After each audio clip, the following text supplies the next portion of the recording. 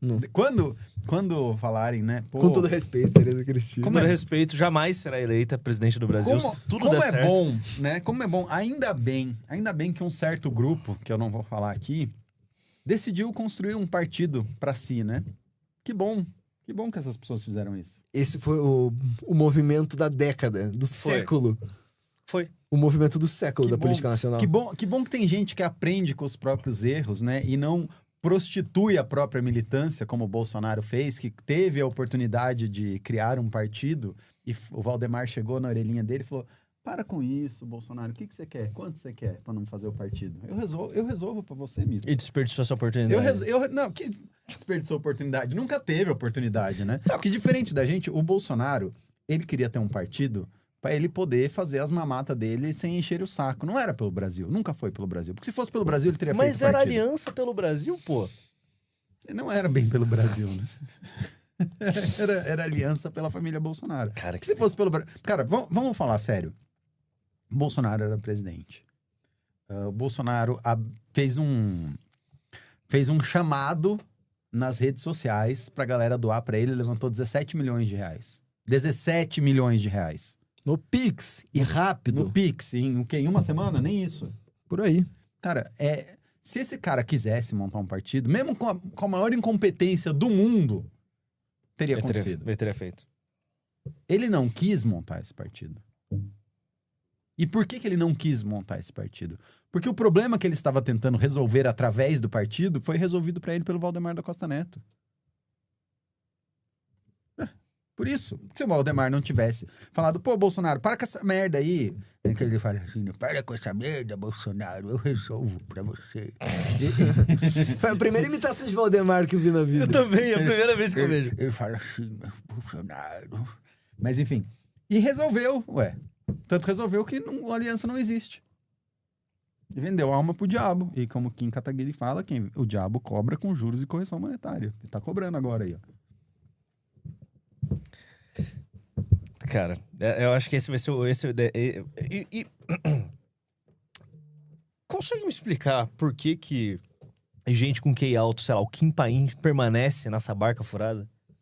Por que ele não reconhece os erros dele e fala, ok, eu vou me juntar com os bumbum livre? Porque... 2 motivos. Primeiro, o Paulo Figueiredo não, Kim Paim sim. Primeiro motivo, Sunken Cost Fallacy. Sabe o que é Sunken Cost Fallacy? Não. Sunken Cost Fallacy é... Tipo, você já operou ações? Você compra Bitcoin, né? Só. Tá. Então, sabe quando você compra um Bitcoin e aí o Bitcoin cai? Você comprou um Bitcoin a $126 mil. Aí agora ele caiu pra 60. Você vendeu? Não. Então, por que você não vendeu? Porque você fala, pô, comprei no topo, caiu, cara, mas foda-se, eu tô comprado na tese, vai caindo, e você continua comprado na tese. Sunken Cost Fallacy é isso. Como você já investiu muito em alguma coisa, existe um custo para você mudar de opinião, né? E esse custo é um custo psíquico muito alto. Por isso que por exemplo, um outro exemplo disso é aquele cara bolsonarista que brigou com a mãe, que brigou no trabalho, brigou não sei o quê, e o Flávio fica fazendo merda, mas como o cara teve que brigar com todo mundo no círculo social dele pra defender a posição bolsonarista que ele se encontra, agora ele fala, puta, estava errado, tem que pedir desculpa pra mãe, tem que pedir desculpa pro amigo, fala, pô, você tava certo. Mudei de ideia. Eu sou um Porque não é só eu mudei de ideia. Mudar de ideia é fácil, todo mundo muda de ideia. O problema é que sim, você vai ter que mudar de ideia, aí você vai ter que pedir desculpa pra sua mãe, você vai ter que pedir desculpa no seu trabalho, falar, pô, eu sou um otário mesmo, cara. Você sempre soube que o cara era um bandido, que era um vagabundo, que o Flávio era um merda, mas eu tava lá seduzido por um macho e achei que, né? Então, existe um custo psíquico em fazer isso. E isso é o Sunken Cost Fallacy, né? Do mesmo jeito que você está comprado numa ação e a ação derrete, você fica segurando, falando, não, agora vai subir. E é por isso que o Kim Paim... Esse é um motivo que o Kim Paim não vem. O segundo motivo que o Kim Paim não muda de lugar é o fato que ele tem um acesso à família Bolsonaro e um prestígio por estar próximo a quem toma as decisões que talvez ele não tenha em outro movimento ou em outro lugar. Então ele tem esses 2 custos para ele sair e aí não compensa. Ele ia sair do topo e ir pro fim da fila. Exato, ir pro fim da fila. Só que, pô, vamos lá. Mantendo essa visão de ação. Cara, ainda tá barato. Ainda tá barato. Ainda tá barato. Muito barato. O muro tá bem baixo. Tá baixo. Se ele vira a chave, ele sai de ser Série A no bolsonarismo pra virar Série B. Porque o nego ia falar, peraí, o Kim Paim tá aqui? Vou ouvir o que ele tá falando. O nego ia virar chave. O público. Não tô falando institucionalmente, partindo, não. O público vai virar chave. Não, peraí, o que esse cara tem a dizer? Seria engraçado, né? Eu acho que a gente já fez tanta piada sobre o Kim Paim virando do MBL que nego ia só aceitar. Beleza, ia ser um pouso tão suave. Não seria uma briga. Não seria mas eu acho que ele tem a relação pessoal, né? Ele é um cara que, assim... seria muita filha da putice com os Bolsonaro, né? Seria tipo uma saída do Holiday, assim. Né? Tipo, é um cara que tem uma relação muito próxima com aquele núcleo de poder e metendo uma faca nas costas. Né? Eu acho assim, que o bolsonarismo, em alguma medida, é muito otário de aceitar tanto e tão bem assim os caras que traem o MBL, caras que estavam muito próximos do MBL e trazem o MBL. Porque quem trai uma vez, vai trair outra. Bom, só ver o Holiday, ele nem bolsonarista ele é nicolista. Né? Exato. Ele trai e pra entrar numa facção de traidor. Já brigaram entre si também. Ali os caras... o cara que enfia uma faca nas costas, assim, de alguém tão próximo, alguém que... o Holiday morava no escritório do MBL, sabe? Eu lembro do Renan, e assim, o Holiday é uma pessoa complicada, ele é uma pessoa muito turbulenta, né? E assim, eu lembro do Renan, do Alexandre, a gente tinha várias conversas com ele, assim, tipo, dele, não quero fazer campanha no meio da campanha, não sei o quê, não sei o quê. Sempre existia um drama na vida dele, sempre existia uma turbulência, e o Renan, o Alexandre, a gente tinha que ficar lá conversando com ele, perdia horas de sessões de terapia intermináveis para ele fazer o que precisava ser feito, né? Era uma relação bastante complicada, e mesmo assim o cara vai lá e sem o menor pudor, tipo, faca nas costas e foda-se. Então, um cara que faz isso uma vez, provavelmente, talvez faça mais de uma vez.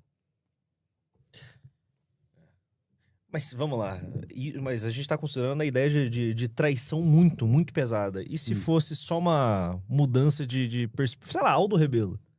Deixou de ser um comunista pra virar um nacionalista. Mas foi uma transição de, sei lá, 10 anos. 10 anos, exato. Foram 10 anos de mudança. Não foi do dia pra noite, não foi? Você sabe a história do David Horowitz? Sabe quem é o David Horowitz? Não. David Horowitz é um judeu que era da esquerda americana e virou de direita. Escreveu vários livros. Agora eu lembro. A história dele é muito boa. E fala bastante sobre uma mudança ideológica verdadeira, né? Então, ele era de esquerda, né? E uma amigona dele, pessoal, era contadora, se não me engano, do Black Panther.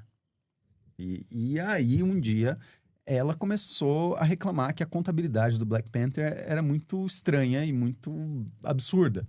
E ela, acho que eu não lembro se ela falou isso em algum lugar, ela tornou pública o fato de que a contabilidade do Black Panther era zoada. E aí ela sumiu. Ela sumiu e apareceu boiando num rio, né? E ele ficou puto. E ele falou, cara, como assim? A minha amiga morreu, né? E ele começou a ir na imprensa e pedir pra imprensa, então, de esquerda, falar sobre o caso da amiga dele que tinha morrido. E ninguém falava. E as pessoas começaram a boicotar porque começaram a falar assim, cara, a gente não pode publicar a história da sua amiga que foi morta pelo Black Panther, porque isso vai criar uma dissonância entre o Black Panther, né, que é um movimento negro de resistência. Eu sou sommelier de resistência. Exato. E falar assim, cara, falar que eles mataram ela, basicamente, vai contra a nossa ideologia e começaram a boicotar a história. E os amigos dele, pessoas que ele tinha uma relação íntima, assim, de amizade, que ele achava que eram amigos dele, falaram assim, cara, como que você não vai falar da fulana que morreu, ela apareceu boiando no rio, assim, e você não vai nem dar uma matéria sobre isso, porque isso afeta a causa revolucionária? Os caras, é isso mesmo. E aí ele ficou puto, ficou completamente desencantado e desiludido, esperou 10 anos nesse processo de luto e foi ler as coisas de direita e blá, blá, blá, blá, blá, blá. E aí ele saiu como um direitista ferrenho. Ele é o... Acho que ele escreveu a versão de direita do Alinsky, não sei o que, pegou várias coisas que ele conhecia de esquerda e fez versões de direita. Foi um cara muito importante lá em 2015, 2014, muito influente os livros dele. E foi por isso, porque é um processo... legítimo de mudança ideológica. Um processo... Não é uma coisa oportunista. O cara teve um desencanto muito grande a nível pessoal, fudido, né? Ele viu aquela ideologia prejudicar ele em algo pessoal, que era muito caro para ele. passou esse momento aí de 10 anos, camelando e penando, blá, blá, e voltou como um cara de direita, um escritor influente, e é um processo legítimo. Agora, um cara que vira assim, hoje eu sou MBL, agora eu sou bolsonarista. Cara, esse cara, desculpa. Não, é grifter. É grifter. É grifter. É vagabundo. Caralho. Porque o cara que sai, Sim. o cara que sai por um trauma, que é alguém que é um true believer de uma causa, e depois vai pra outra, tem dois tipos. Tem um livro, True Believer, que é maravilhoso, do Eric Hoffer, que eu acho que todo mundo deveria ler. Se você não leu, leia, vale muito a pena. É um livro fininho, assim, que fala só sobre a psicologia de um True Believer. Aliás, a história do Eric Hoffer é maravilhosa. Ele era um estivador, né? Ele trabalhava num porto e carregando, tipo, descarregando e carregando saco de trigo. E o cara escreveu um dos melhores livros de psicologia política que eu já li, assim, muito bom, leiam, chama True Believer, não sei se tem tradução em português. Inclusive, eu vou falar com o Ian, fica a dica para Valete Livros para fazer isso. Quero fazer um comentário na orelha. Mas, enfim, ele fala isso. Ele fala que o cara que é true believer mesmo, o cara que é fanático, esse cara sai de um espectro e muda pro outro. Por quê? Porque psicologicamente esse vazio dele é ocupado pela política.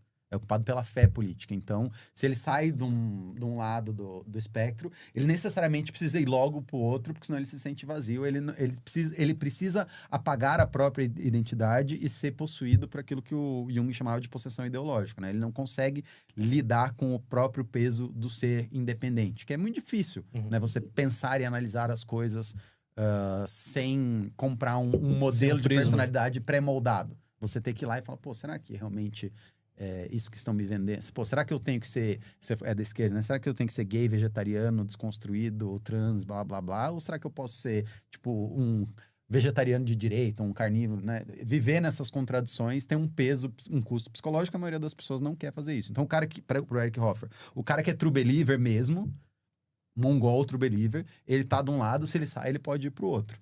Mas tem o cara que é, de fato, legítimo. Você não pode falar que o Eric Hoffer é um cara sem uma profundidade psicológica, né, e filosófica. Não é um cara que compra uma ideologia simplesmente por falta de massa cinzenta ou por preguiça intelectual. É um cara que foi lá, sofreu esse trauma e saiu, então, num processo de 5 anos, 10 anos. Agora, o cara que realmente fala, opa, hoje eu sou uma coisa e amanhã eu sou outra. Ou esse cara é alguém vazio, né, desprovido, ou que tem uma preguiça filosófica e intelectual, ou só um vagabundo mesmo.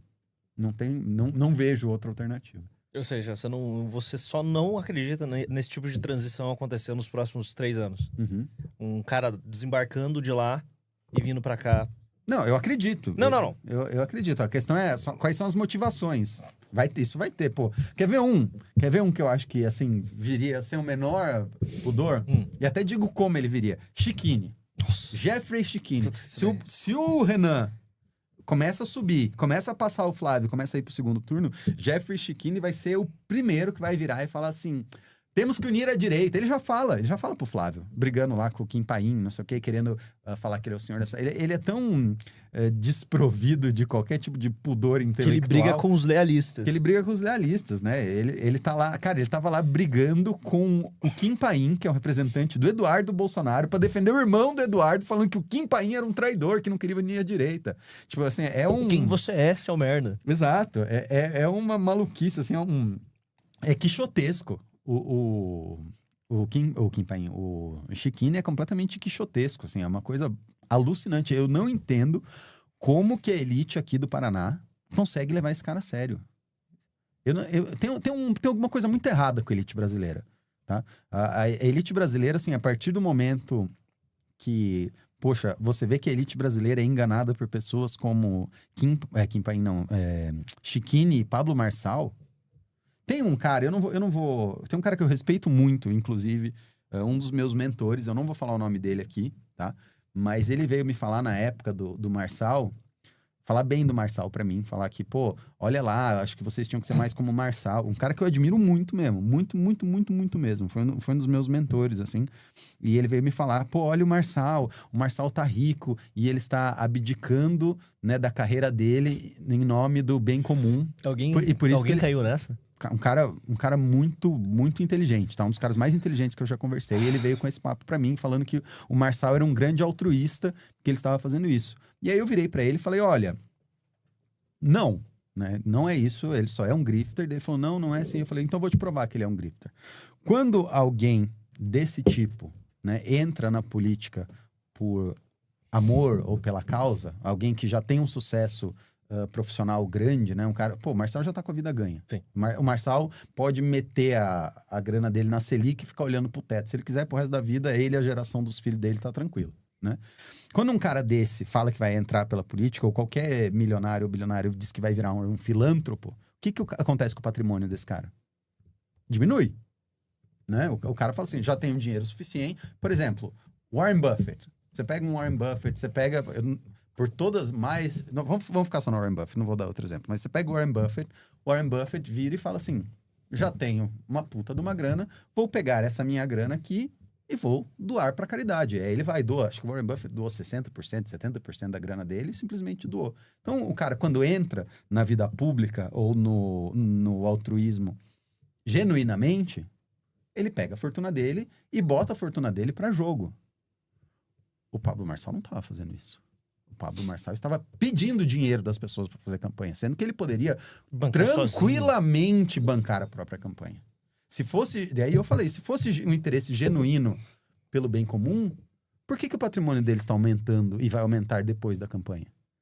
Porque a campanha é uma ferramenta de marketing para o Pablo Marçal. A Prefeitura de São Paulo era um instrumento de marketing para ele aumentar o patrimônio. E aí essa pessoa ficou falando, pô, é mesmo, né? É mesmo. E aí eu falo, um dos caras mais inteligentes que eu conheci, que eu admiro de verdade, é enganado. Como é que eu posso exigir que o fulaninho que é semi-analfabeto não seja? É complicado. É complicado. E aí eu vejo, isso é muito assustador, assim. Eu vejo aqui no Paraná também, a galera que apoia o Chiquini. Cara, é a elite paranaense que apoia o Chiquini. Você tá falando que o Paraná, o Paraná é um top 5 dos estados brasileiros que tem a maior qualidade de material humano. Mas a elite aqui é bem jeca. Pois é, bicho. E tá lá. E tá lá. É complicado. E aí eu volto naquela provocação que eu fiz com você. Como transcender o norm réu? Porque, assim, em tese, quem tem a obrigação moral, né, e o norte de transcender o norm réu é a elite. A função da elite é transcender o norm réu. E não ser governada pelo norm réu. No caso, é meio que a nossa função.